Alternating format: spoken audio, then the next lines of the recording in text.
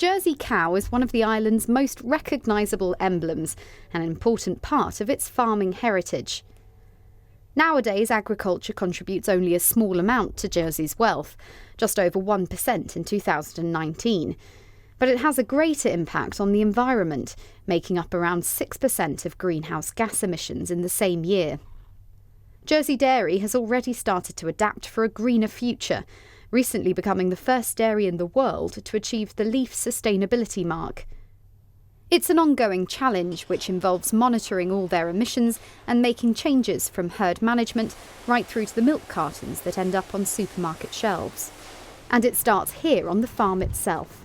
We're using spreader plates to stop the methane emissions, and then we're incorporating the slurries as soon as we physically can once they've been applied, so the nutrients go into the soil and they're not leached into the atmosphere. Roseland's farm is one of 13 herds on the island, down from 21 just 3 years ago. But reducing the number of cattle has also had a positive effect on the environment. There have been other more conscious changes too.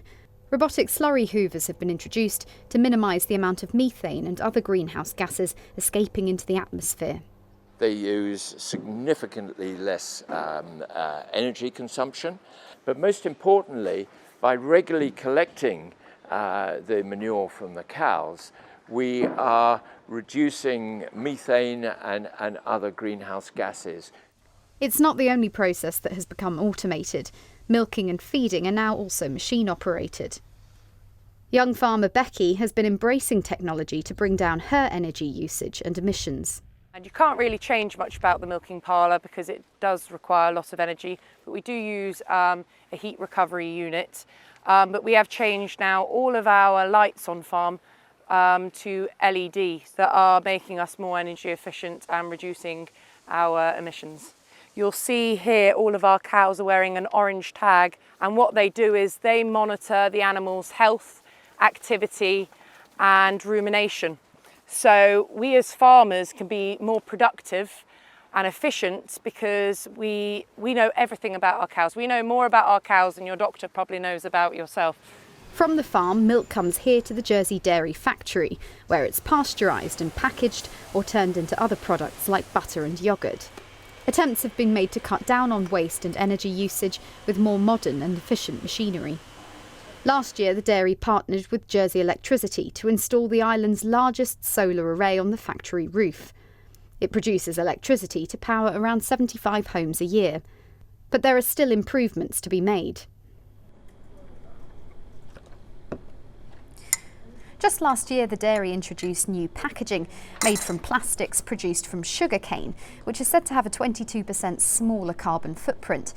But unlike many milk cartons in the UK, these still can't be recycled or composted in Jersey, so are destined for the incinerator. There was a study done by government a number of years ago at the feasibility of taking milk cartons and juice cartons off the island to Halifax for recycling. And the environmental impact was greater to do that than to bring them to the energy recovery facility from which they get burnt and we generate electricity for the island.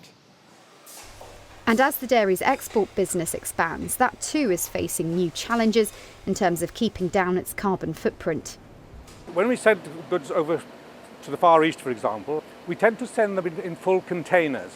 So each container would contain 25,000 litres of milk, and a container ship would have around 8,000 containers. So in that respect, it's a relatively efficient way of transporting. We wouldn't send anything by air. There are plans to monitor the dairy's impact on the environment even further by working with a specialist on technology to measure the methane output on its farms. The dairy has changed a lot in its 250-year history, but this latest chapter in its evolution, though perhaps the most challenging, could well secure its longer-term future. Holly Goodall, ITV News.